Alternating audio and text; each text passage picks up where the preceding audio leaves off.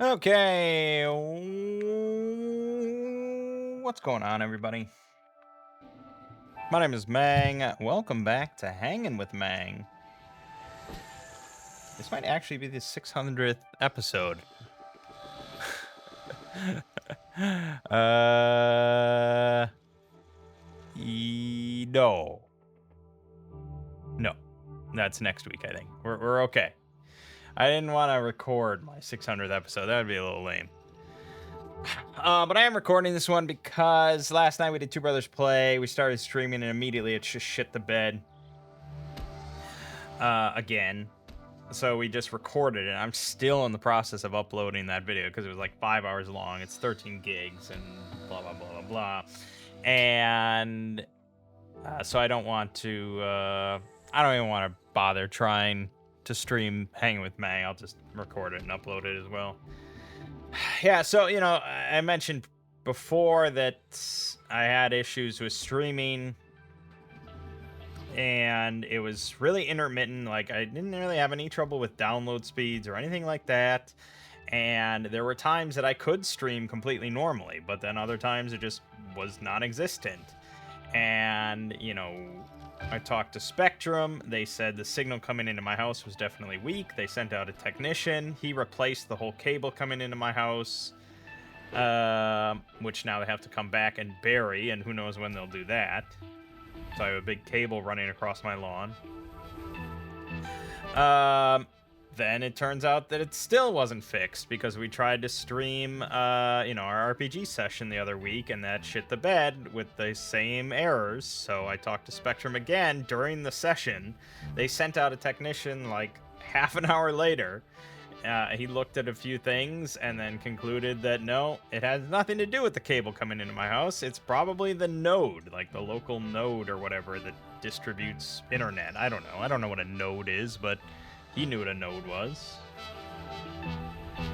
And so he's like, yeah, so I'll put in a work order, they'll get it fixed, and it could be 48 hours, it could be a week. It depends on how backed up they are. And that was about a week and a half ago, and obviously still not fixed. The stream shit the bed last night with the same errors and everything. I didn't bother contacting them because it's like, I assume the work order is in, so I assume they're just backed up because we had a really nasty storm, a few weeks ago, and I assume a lot of shit got fucked up, so it just is what it is. Anyways, luckily, I don't depend on streaming for a living. I depend on uploading, and that's at least still doable. I mean, it's probably slow a lot of the times compared to normal, but I'm not picky. Anyways, this week on this channel, we have Dominions. Of course, doesn't really even need to be said, but there it is. Resident Evil Requiem, which I don't think I'll finish this week, but we're pretty close. We're not that far off. I haven't quite finished it myself. I haven't recorded it all, but I know there's just like a handful of videos left, so probably the following week we should be good with that. And we have Enderall, which is just about done. I think there's one video left of Enderall. After that, honestly, I'm probably gonna upload RimWorld. I have a bunch of RimWorld, Odyssey. I don't want it to be like 3 years down the line where I'm finally like, oh yeah, I recorded that Odyssey playthrough. And there's already another DLC out or something. So I'm just going to do RimWorld. We'll get it done. It's all recorded and everything, so that's fine. And I've been playing a lot of fucking RimWorld. I haven't recorded much. There's not that many videos, but I've been playing a lot of RimWorld. This colony is 16 years in now. Basically living in opulence without a care in the world. Yeah, and that's that. After Resident Evil, then, we'll see. I have multiple things I could upload. I have a lot of Doom to upload. I have a lot of solo RPG stuff to upload. The solo RPG stuff does tend to get some comments. So I kind of lean towards uploading more of that, because I like when people comment. Makes me feel good about myself. Sometimes. Not all the time, I guess. But yeah, you know. But yeah, I did record a lot of Doom, so we have to get to that at some point.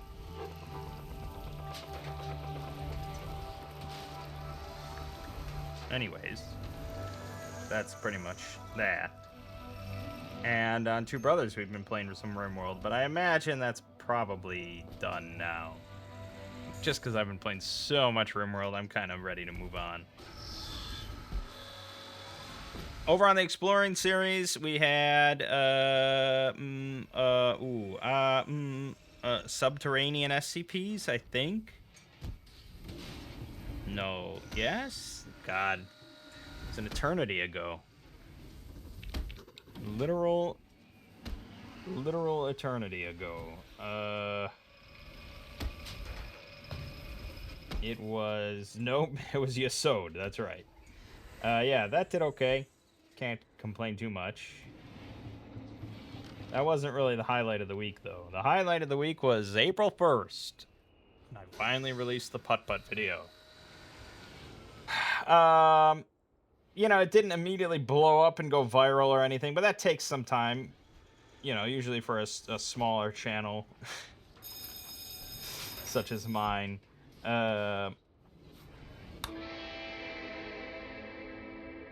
Usually it just gets picked up by the algorithm randomly a few months later or something, if it does ever. So we'll see if that ever happens. I would hope so. I figure Putt-Putt has some broader appeal. There's been a lot of comments on it. We're like, oh man, this was really nostalgic. This brought a lot back to me, blah, blah, blah. I know a lot of people in my life that have played Putt-Putt or played Putt-Putt when they were younger and stuff like that and kind of remember it fondly and stuff. So I'm hoping this sort of leans into it. I didn't do it necessarily for the views. I did it because I just had an idea and I wanted to rant about Outback Al. But it would be nice if it got picked up by the old algorithm.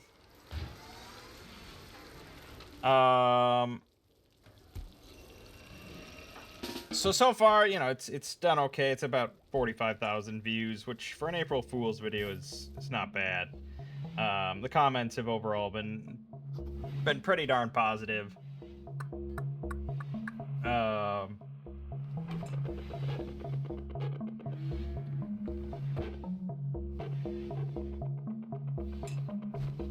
There's been a lot of comments wanting me to do a lot more stuff like that, where I basically, like, very rigorously analyze something that was not meant to be analyzed whatsoever. Like other cartoon programs or products, media, you know, things like that, or other things for children or for a very casual audience or something like that.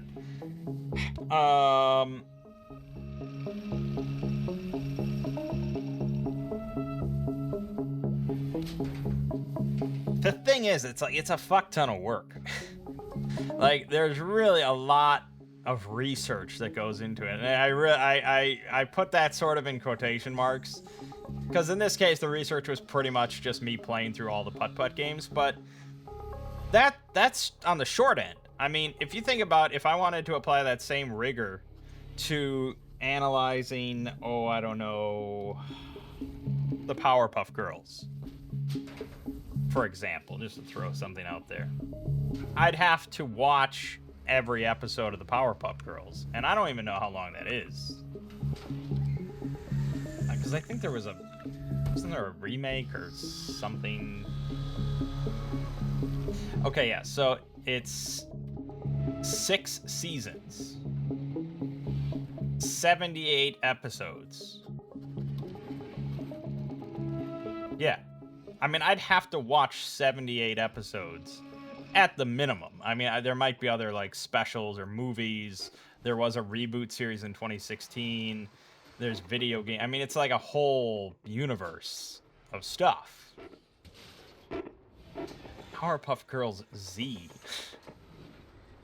Like, I feel like I'd have to watch that then if I wanted to analyze all this very closely. Because when you're doing it to this degree, when you're being this autistic about it, you know, and I'm trying to analyze every aspect of it and the realism and the oddities of it and all that, you can't not watch it. You can't not consume everything related to it, because then there will be people watching that have consumed it to that degree. Or even there will be people that just consumed different parts of it then that you didn't. Like, say I cherry pick and I watch 45 of the episodes, which is still a lot. There's going to be people that maybe didn't watch all 78, or maybe they did, or maybe they just watched a different, like, 37 episodes, or a different set or something. They notice something in there, and I say something that's just wrong because they know that they watched something else, another episode that just contradicts that or explains it or something like that. Like, it just doesn't work. It just doesn't work. If you want to do it right, you have to consume everything. And that's just a lot of work. And maybe a lot of people wouldn't call it work. But I think if you watched my Mangg Plays Putt-Putt videos, if you watched those, the sort of research portion of this, I think you saw the sort of effort that goes into it. Like, I wasn't just sitting there casually and playing through the putt-putt games. I was trying to actually do, like, my research. I was trying to think about it in an analytical way. And sure, it's all kind of jokey, but I didn't, like, I didn't try to just, like, brush things off. There was mental activity related to this, for better or for worse. And so I would have to sit down and watch all 78 episodes of the Powerpuff Girls at a minimum, and actually watch them and think about them and try to analyze them. And that's just a lot of work. And I think that if I were the type of channel that would do something like that, I'm not saying that it couldn't be a good idea, couldn't be successful or anything like that. Autism is is very popular right now. I'm not saying that I couldn't do it or that it wouldn't be popular necessarily, but it would not be a fucking weekly thing. I don't even know. It might be once a month. And that would be the channel. You know, I'd be one of those channels that uploads once every month or once every month and a half, or even less maybe, depending. And there are channels that do that, and they're successful. They're big. I mean, look at how often, like Ahoy. Ahoy uploads like 4 times a year or something like that. And he's probably my favorite YouTube channel. I don't know how lucrative that is. I don't know how successful he is. I don't know if he's living in some mansion somewhere in the UK or whatever. I have no idea. But YouTube tends to prefer weekly stuff.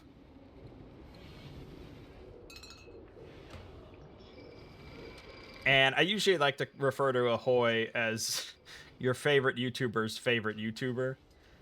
I have no idea if that's really accurate, but if your favorite YouTuber is the Exploring series, then it's accurate. Because I don't know how often he really gets discussed compared to, like, the big weekly big uploaders or anything. But anyways, yeah,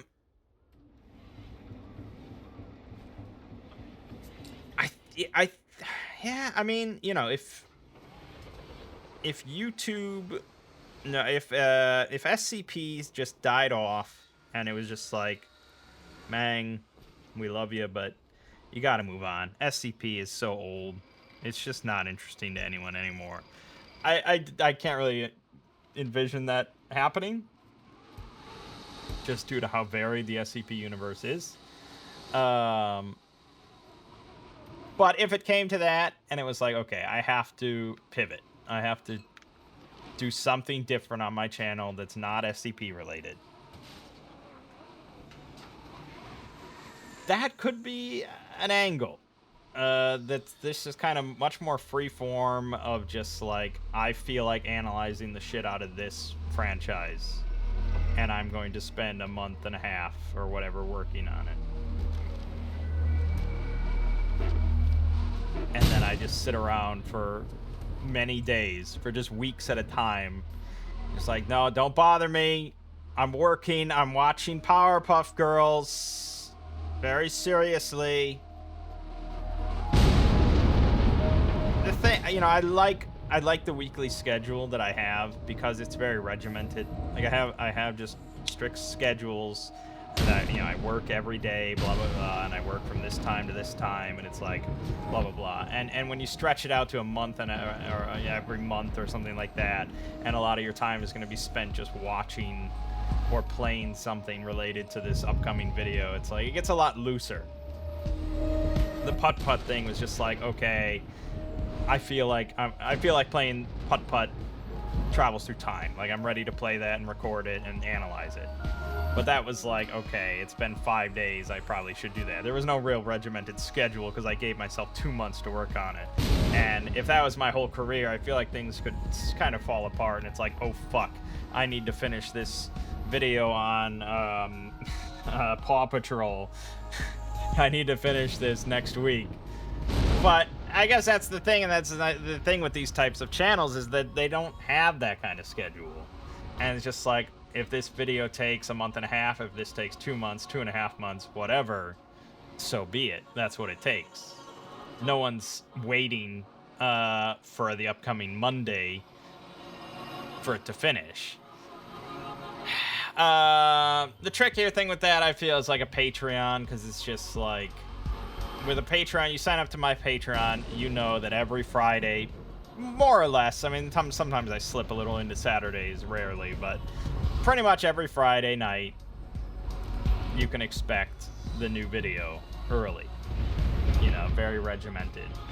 If I'm finishing a video every 2 months, or whatever, a month, 2 months, like, yeah, I don't know. Here's another update. I'm working on it.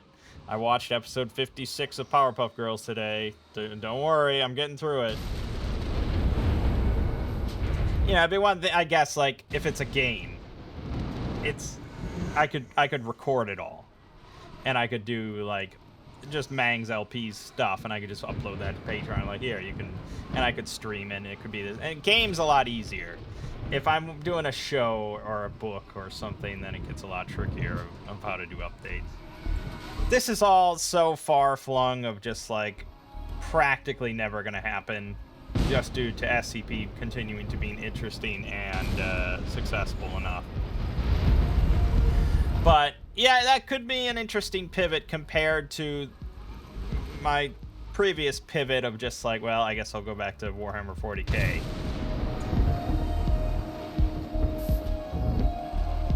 Because the thing that was tricky about doing Warhammer 40k is weekly videos. There's so much to consume. I'd basically have to take like a year hiatus and do nothing but just like read Warhammer 40k books. Because talk about a community that's just like, that's read so much, that just knows so much. For me to get to that degree of knowledge, I mean, these people have been reading and being invested into Warhammer 40k for decades at this point. And that was just a really tough, nerve-wracking thing when I was making those videos. Of just like, I've read a handful of 40k books and a lot of wiki articles. I don't really feel qualified to be an explainer of all this.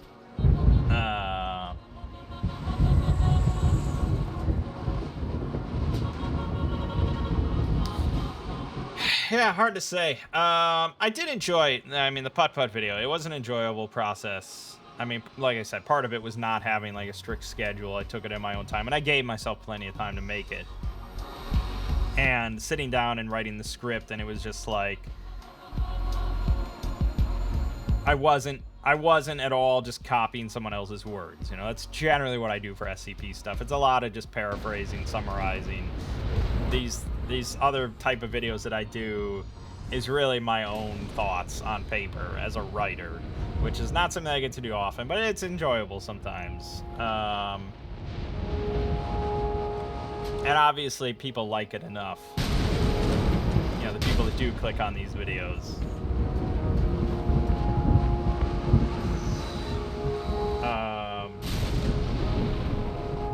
And I saw some comment that was like, "Oh, you know, you could start another channel, second channel, where you just do videos like this." And it's like, no, just no.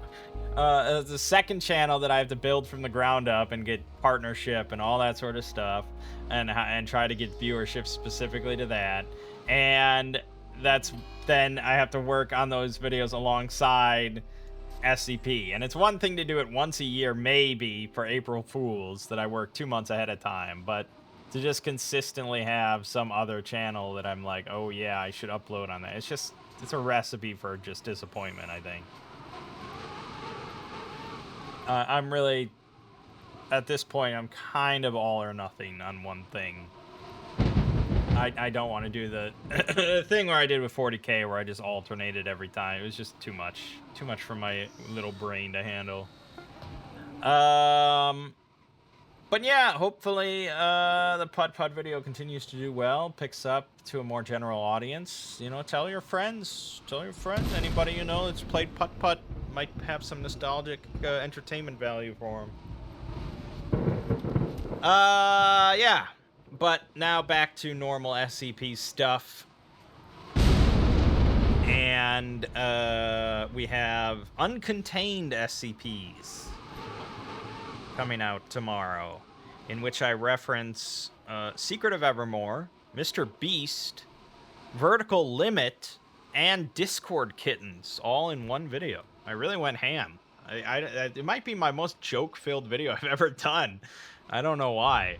It was just maybe it was April 1st. It was just like in a jokey mood all week. I would like to do probably at some point in the near future. There is no anti-memetics division, and just cover the whole thing in one big string of videos. But I'll have to really sit down and think about how that would be done before I announce any plans. And also, in a near upcoming week, a few weeks, I want to do space SCPs, and I specifically am picking which week it's going to be because I would like to do an ads read. I'd like to do a promotion, a sponsorship for The Expanse, Owlcat's upcoming third-person action RPG. And you know, Owlcat had reached out to me a long while back now when I just was starting to do 40K stuff, because apparently there's someone that's a fan on the staff there, and they thought it would be perfect if I did some promotional stuff for their, you know, Rogue Trader game. And I was super hyped at the time, because it's like, holy shit, this is Owlcat Games. This is like, they reached out to me. They made Pathfinder Wrath of the Righteous one of my favorite games of all time. This is fucking hype. And then it kind of went nowhere. I mean, they sent me beta keys. They gave me full release keys. They sent me like, yeah, I think they also gave me a beta key. They gave Lego a beta key, because I asked for one, so we could play co-op. Then I think they gave me a bunch of beta keys to give away on Twitter or something like that. Then I think they gave me the full release of Rogue Trader. Keep it in mind, I did nothing for them. Then they also gave me a beta key for Dark Heresy, which I played to like 20 minutes of on my own.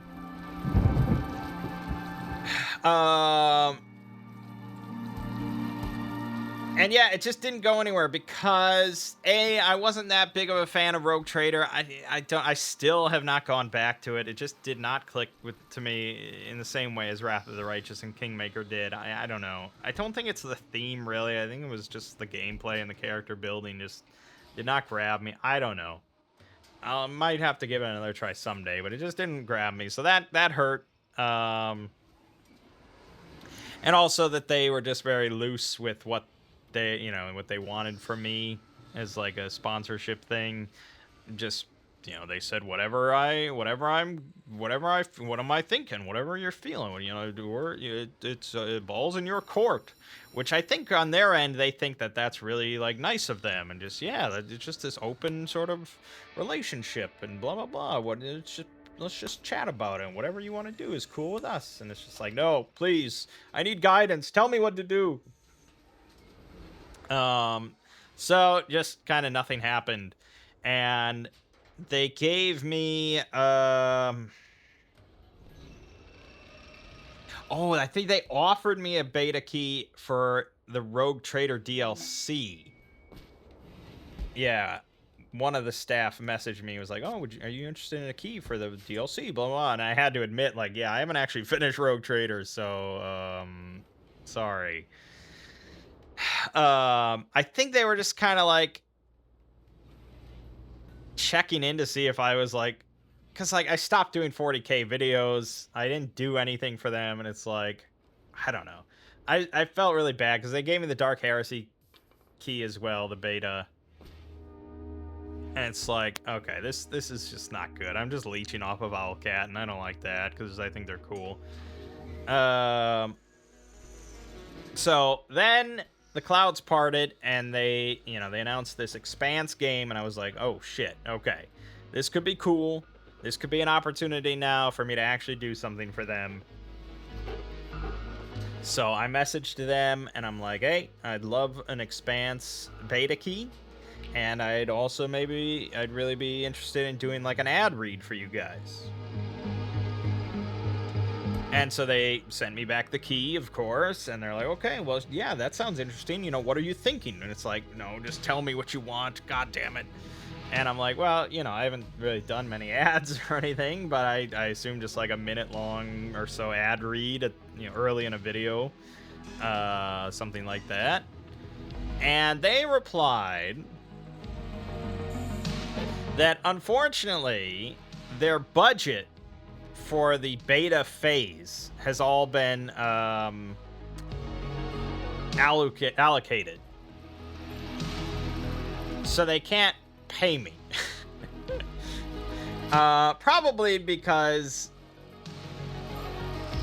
yeah, this needed to be negotiated like a few months ago. Like I came out of this pretty late. I was just like, hey, give me a beta key. And also I've never done anything for them before, so they didn't immediately they didn't come to me like, hey, blah blah blah, would you like to do an ad read? So I have no qualms about that. And they were like, would you be interested in doing this on a barter system?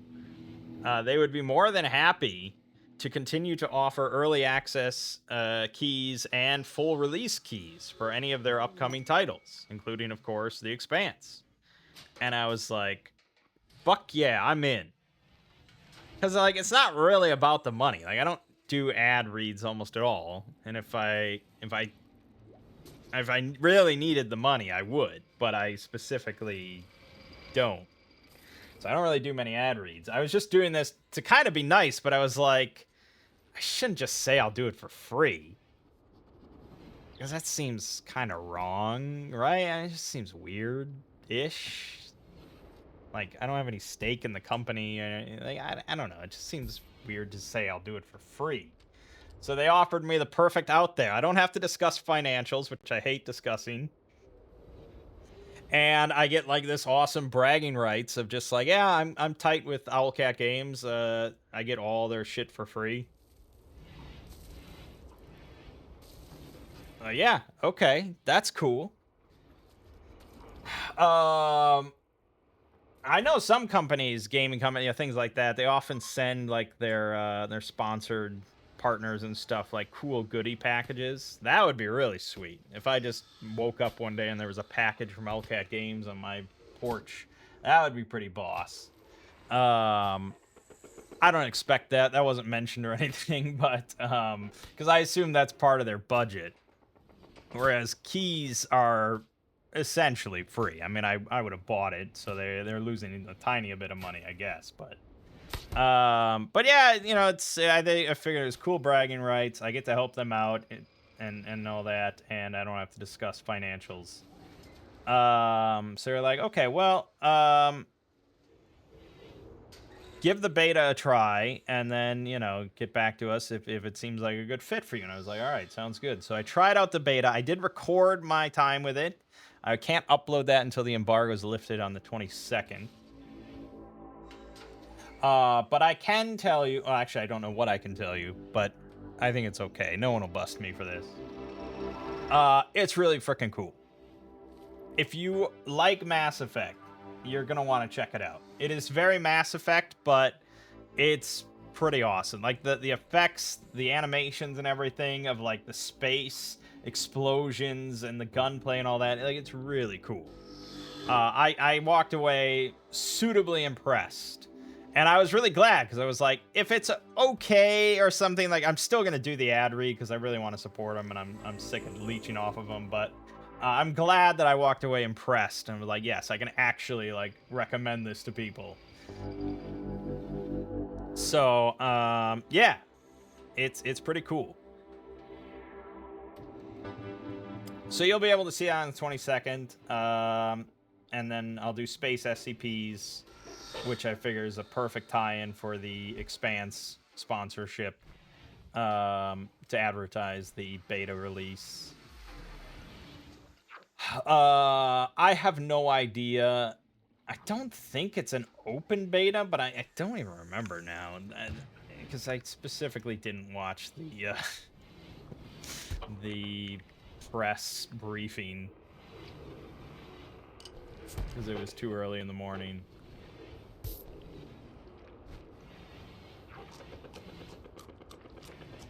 Okay, yes, it's a closed beta to founders who purchase the Miller's Pack or Collector's Edition.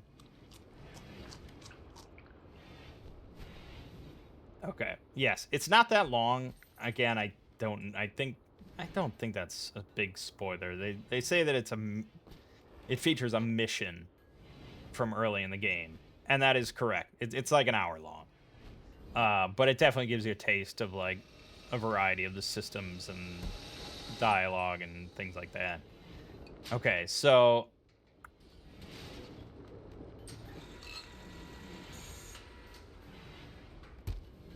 okay, yeah, so it's a pretty closed beta.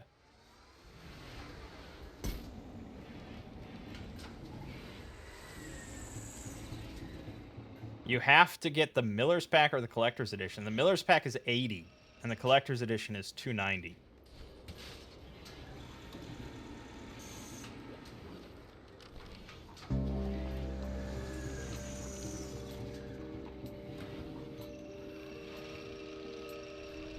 Yeah, see, like, if they... Yeah. It would be cool... It would be cool if I got the Collector's Edition, if they sent me that. That would be really cool, but I don't expect that whatsoever, so it's fine. I don't know what exactly they'll give me. If I had to guess, they'll end up just giving me, like, the base game, the code for Steam or something, but it's fine. Like I said, it's more just bragging rights, so it's fine. So yeah, it's a pretty closed beta, which is why I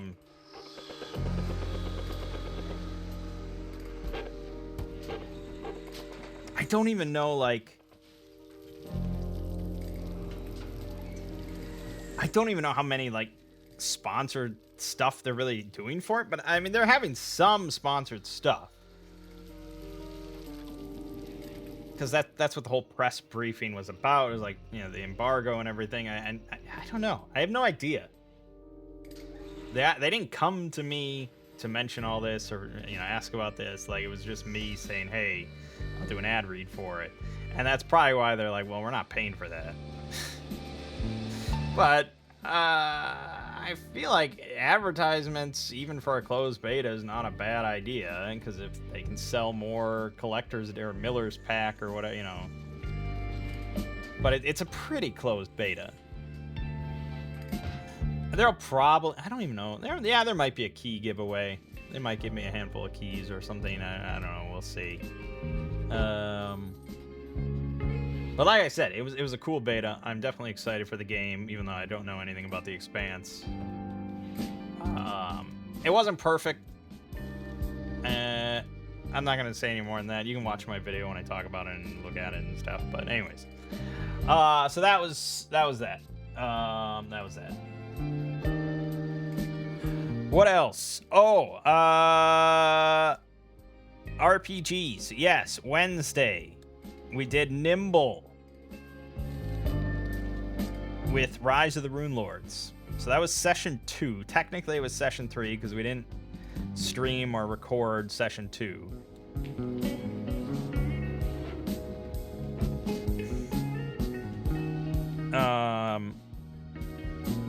Yeah, so session 2 was the first time we switched to Nimble. And that was when they tried to rescue Ameko. They fought off Suto, nearly died, and they left Ameko to die of dehydration in the basement. Not great. So this week, we streamed it. This was session 3, called session 2 to not confuse people. And we continued to use Nimble. Even though I had some misgivings about it because, they seem pretty clueless about tactics and strategy and blah, blah, blah. And I was utilizing someone else's conversion guide that they made to convert Rise of the Rune Lords to Nimble. And I was like, okay, all the work's done for me. I'm not going to give it too much thought. And they were in the Catacombs of Wrath, which is further underneath the city, because there's a Quasit down there that the villains are allying with, and the Quasit has been summoning up these sin spawn down underneath in the catacombs, and so they start going down there and start poking around, and they get into a fight right away with a couple sin spawn. It's just 2 of them, and it's a fairly easy fight, just a little rough them up a little bit. With Nimble, where you're kind of guaranteed to take damage for the most part. Unless you're very careful and doing a lot of defending and interposing, chances are you're going to take a little bit of damage. So doing a dungeon, especially doing a dungeon in one go, it's kind of this little war of attrition where you get slowly worn down and down and down until the end. And hopefully you have enough in the tank in order to beat the big boss at the end. And I think that is something that kind of 13th Age or Draw Steel does a little better, where it fucks with the sort of progression, the danger progression. 13th Age has the arc, which allows you to finish an arc actually right before a boss battle if you want, for this climactic, all right, we're locked in, let's do this, and they actually can go into a boss fight with full everything restored, so they can go all out. Which is pretty cool. Or Draw Steel, which actually does empower the characters somewhat based on how many battles they've done previously without taking a rest. So they actually do get stronger somewhat throughout the day, while they get weaker in other ways. Nimble, yeah, it's a bit more traditional. It's just hopefully you have enough saved up. Surprisingly, though, after that first battle with a couple sin spawn, they managed to navigate through the catacombs blindly, and they ended up at the boss room without getting into any other fights. So they went into the boss battle pretty much at full, ready to go. And the boss battle is this Quasit, which was a level 3 solo creature, along with 2 sin spawn. And so the grand majority of that session was that boss battle. And it wasn't a very long session, but that was most of it, was that boss battle. It did not go well. They really just did not grasp tactics and cooperation, teamwork, all that sort of stuff. They just didn't handle it too well. The Quasit goes after every one of their turns, and you really have to be defending and interposing a lot. And Lego is complaining about this. That it's if all we ever do is defend and interpose, then we don't get to do anything on our turn. It's well, no, you have 3 actions. Defending and interposing is 2 actions, leaving you 1 on your turn. And due to the way the disadvantage stacks up, you really only want to prime up for 1 big attack anyways, ideally with advantage on that attack. And there was a round where Lego, he was next to a target. He had all 3 actions.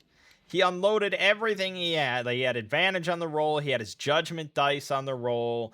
And he did 1 big attack right away for 18 damage, which at that point is pretty significant. I mean, that's quite a lot. So 18 damage. Then he had 2 more actions, which he spent on 2 more attacks with scaling disadvantage. They both missed. And he was miffed. He was, I mean, of course, this is Lego we're talking about. So he was upset. He's like, what? This is ridiculous. But it's like, that's the whole point. If you had spent those 2 actions instead of on attacking previously on defending and interposing somebody to help save some damage, you would have accomplished the same amount of DPS on your turn. You still would have had that big 18 hit, and then that would have been it. And that's the tactics. That's the game, you know? You generally just want to prime for that one big attack. The cheat, which is like the thief character. They get to do a sneak attack once per turn, and they get to do their vicious opportunist once per turn, where they can automatically crit. So they can do 1 automatic crit per turn that also does extra sneak attack damage. That's the whole class. You know, at level 1 or 2, that's the whole class. Is get in, do your 1 big sneak attack crit, get out, and that's it. You know, and that's and to be fair, the player that was playing the cheat pretty much did that, you know, and that worked. But the thing is, like, that's a lot of the classes, is just priming for 1 big action on each turn, and then the rest is more control or defensive reactions or actions.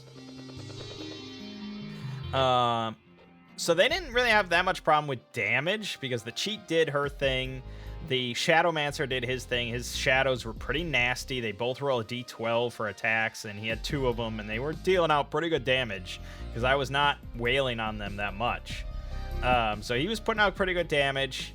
She was putting out pretty good damage. They just couldn't survive, because the commander kept running away, and you know, the Lego as the Oathsworn was not defending and interposing that much. So yeah, they just kind of got whittled down. They didn't have really any healing, because they don't have a shepherd. And so it was basically a TPK. The cheat did manage to survive by just running away at the end with like 1 wound left. She was like on death's door, but she did survive. But yeah, everyone else died, and it was just like, yeah, I think that's it. Halfway through the fight, I thought to myself, like, if they all die, this is over. This experiment is over. I do think Nimble is great. I think it's a really good 5e-like system if you're looking for tactical combat and all that. That's not like overly narrative or overly complicated as far as like character building, and you know, draw steel is very good as well, but it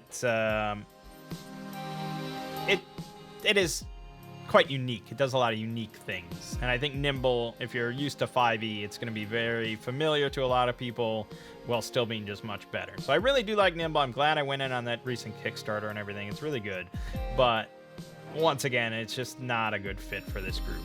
They just cannot think that tactically minded. Maybe in time, but it's just like, I don't have the patience to wait that long for them to sort this out, because this is a pretty early fight in the campaign. Like, it's only going to get harder from here. They're going to get more abilities. The enemies are going to get more abilities and get tougher and everything. Like, it's just going to get worse. So I just didn't have any faith in it, and I was like, fuck. I guess we'll just go back to Shadowdark. So we're going to go back to Shadowdark. However, we're not going back to Shadow Axe, my homebrew hybrid monstrosity. I'm going to run Shadowdark, and I'm going to run it as close to the book as I can manage. I really almost never want to look at my Axe book at all. I just want to run Shadowdark. I am, of course, going to be using some aspects from the Cursed Scroll supplements, and I'm going to be using some equipment and items from the Player's Companion by Chubby Funster. But other than that, I really want to run just fucking Shadowdark, because Shadowdark's really simple. These players like simple, for the most part. So having all my home rules, house rules that I like, that I think make more sense and are logical and make it easy to run when I'm playing solo and stuff like that, they don't need any of that. They need simple and just rulings and go, you know. They're not even the type of group that's going to like complain if I make two separate rulings at different times for the same situation, you know. Just as long as it's somewhat fair and balanced to them, or even imbalanced in their favor, they'll be happy and we can just keep going. So yes, I'm gonna run Shattered Arc quite simply. And I decided, you know, obviously I looked at a bunch of different options of what I wanted to run. I don't think a big, massive, open sandbox hex crawl is the way to go. I don't think putting them in a big open world and just saying, yeah, you know, ask around for rumors and just go. I don't think that's a great solution for this group either, even though that's what I would prefer as a player. I think something on the smaller scale, somewhat condensed, being a little bit open, but still with kind of a central goal is the way to go. It's going to be hard to top Evils of Ilmire. I did very strongly consider in the Shadow of Tower Silver Axe. I was pretty darn close to doing that. But I decided to go with the Shadowed Keep on the Borderlands, which I didn't do solo, and I don't think I'm going to look at solo, but it got a really, really scathing review from Bryce Lynch, in which it was called like devoid of life and devoid of color and stuff. That's okay. It's very, very, very bog standard vanilla kind of D&D. There's goblins, there's bandits, there's an old keep in the forest. You know, there's ghosts and a tomb. Like, it's very vanilla. So I can see why he complained about that, because obviously he wants something that really is unique and worthy of being purchased and written up and just makes him be surprised, and it's innovative. It's like, no, I need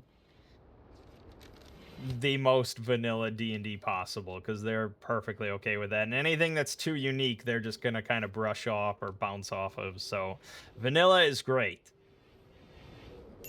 So yeah, Shadowed Keep, it's pretty vanilla, but it's very lengthy. Despite that was his other complaint about it, was that, like, I have the most recent version, which is 153 pages. And that 153 pages,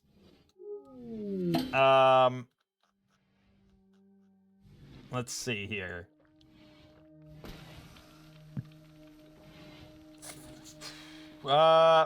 41 pages of that is devoted to the starting town of Dulwich.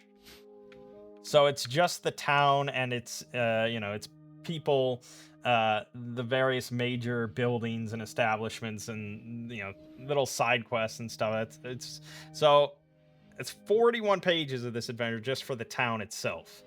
But it's like, if you're gonna run a whole campaign and everything out of the campaign, like, having a very detailed base of operations is not a bad thing. Whereas if you're just sitting down, it's like, look, I just need a dungeon. It's like, that's not this. This is like a campaign starter kind of all in one. So I'm okay with it. Then there's the surrounding territory, which is like a little mini hex crawl kind of thing. There's one major side location called the Shunned Valley, which is designed like right out the gate. Level 1, they can go to the Shunned Valley, and there's like a handful of like little dungeon, like mini dungeons there, just a few things, and then like one slightly larger dungeon. So there's like 3 or 4 dungeons in there that are 5 rooms or something, and then there's one that's 12 rooms. So the Shunned Valley takes up about 20 pages or so. And then there's the Shadowed Keep itself, the major location, which is like 38 pages or something like that. Because it consists of 4 different levels of dungeon. There's the Watchtower at the top level, the Ruined Donjon at the top level. They're 2 separate locations. One's bandits, one's goblins. And then there's the Realm of the Blood Moon underneath. And then there's the Undercrypt underneath that. So it goes pretty deep. It's a lot of rooms. There's quite a lot to it. And I was like, holy shit, am I going to sit down and read 153 pages? That's a lot. I went to Claude. I went to AI. And, you know, AI, I don't like really AI when it comes to creative endeavors. I don't like AI when it comes to having, like, actually writing stuff or anything. But AI as an organizational tool is, like, unmatched. I like It's theoretically possible, I guess, if I spent enough time and useless effort, that I could organize this in the same way that it does. But it does it in like 3 minutes, and it's like, fuck, why waste my time? So I worked with it to just create like a GM reference guide, an outline or whatever for Shadowed Keep on the Borderlands, specifically tuned to Shadow Dark with some specific Shadow Dark mechanics and stuff in there. And oh man, it's phenomenal. It's really phenomenal. It's like broken up into separate tabs. It looks pretty. It's got like different, colored font for different things, so it all pops out and is like usable. It's got like italics in certain locations. There's like hyperlinks.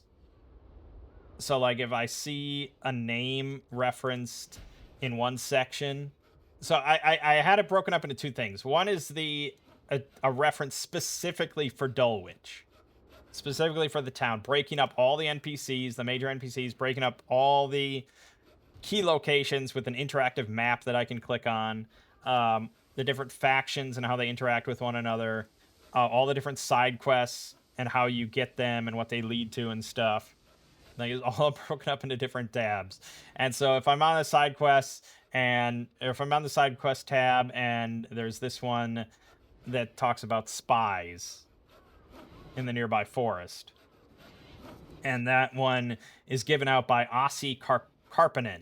So if I click on Ossi Karpinen, it takes me to his section in the NPC tab.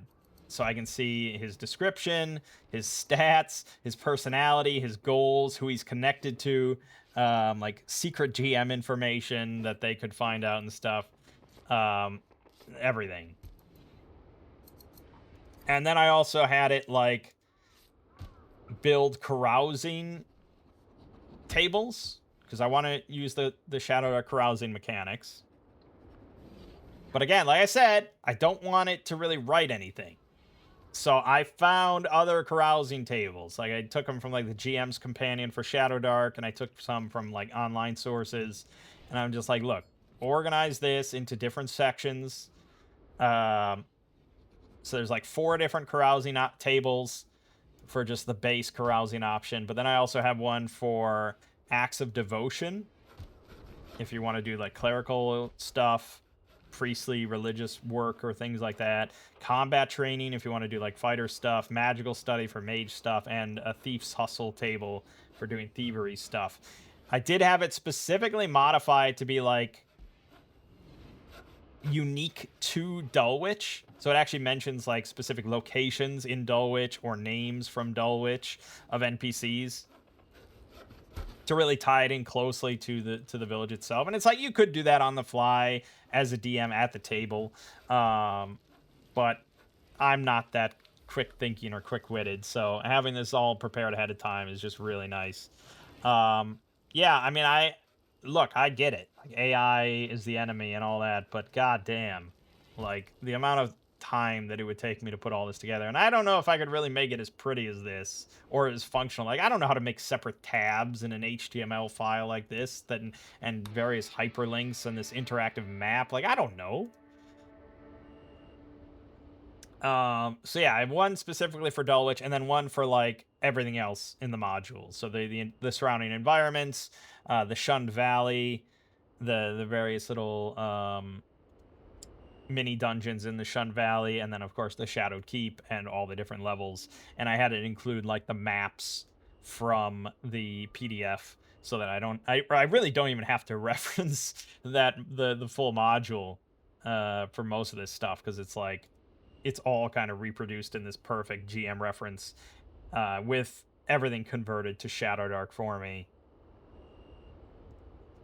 Um, it's fantastic. And then I was like, well, fuck, why stop there? Because I started thinking about other things, and I was thinking about equipment, and I was thinking about like a shopping list for weapons and armor. Because I know the core rulebook for Shadow Dark is pretty slim on things to buy, but the Cursed Scroll supplements add various equipment and gear and things like that.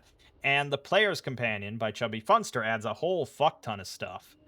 And I was like, it'd be nice to have like a unified list that had all this stuff combined into one. It was like, well, fuck, just have Claude do it. So not only did it make a unified list, it also again made like this fully interactive website, like HTML file with different tabs for weapon, armor, gear, traps, spell catalysts. And I can sort it by alphabetical. I can sort it by price. It has a search in it, so I can just search for anything. Clicking on any item brings up a description of it, with its specific effects for various adventuring gear and things like that. And yeah, it's fantastic. It's incredibly useful. So I love this. Like for spell catalysts, I can just type in search if I want to. What's the catalyst for Dimension Door? Boom, Hyssop, and that costs 78 gold. Done. And then I can click on it and tells me if held while casting Dimension Door, it's consumed and allows you to teleport one additional creature. Done. Fantastic resource. And then I was thinking, well, what else can I have it do? Oh, there's the encounter activity tables. And if you watch some of my more recent solo RPG stuff, you may have seen these OSE encounter activity tables that D4 Caltrops put together, where it's every creature from the OSE rulebook, and they each have their own D100 encounter activity table. So when you roll when you roll a random encounter for some Cyclops, you can roll on this table to see what they're doing when the players encounter them. And you roll a D100, and it might be, oh, they're burying a toad beneath each grapevine to fight blight.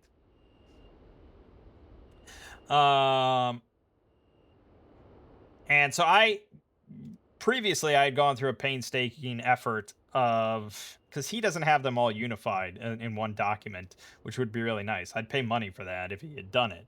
So instead he had them each on a separate page on his website. So I went through each page and I downloaded each table as like a separate PDF file, and I had it all organized here in my folder. But they're all individual PDFs. So I have to open the wolf one, I have to open the vampire one, I have to open the treant one, blah, blah, blah. And I was like, it'd be nice if this was all just unified into one thing. And it was like pretty and searchable and all that.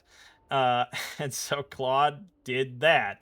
I have just this alphabetical list that I can search through. It also included, I can just press R to pick a random table. Well, that's pretty nice. And then once I click on it, it shows all the options, but it also included a dice roller built in. So there's like, okay, here's the table for dryads, D100. I can just click roll D100 and it'll pick a random one for me. The dryads are gathering gnomes for an ambitious transplanting project. And it's just like, this is fucking fantastic.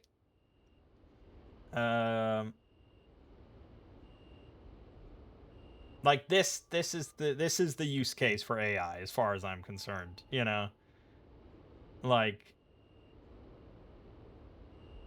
it's hard to beat the organizational capabilities of something like this. The organizational capabilities, but also like the flexibility. Like if I wanted to change or add or remove anything to this whole HTML file, this organization, I can just tell it in like normal language, normal English language, like a dummy would say, and it will understand and implement it, and that's just like, that's the fucking future, that's like what you sort of dreamt about years ago of being able to do, of just having like an AI assistant kind of thing. The problem is a lot of people are using AI for much shittier, worse, more useless whatever, asking it what they should have for dinner tonight and things like that, or having it write stuff for them, or having it make videos and lauding it as oh, this movie is gonna take over Hollywood. And it's just like, fuck. Just use it as an assistant tool for organization. That's all it's good for. Uh,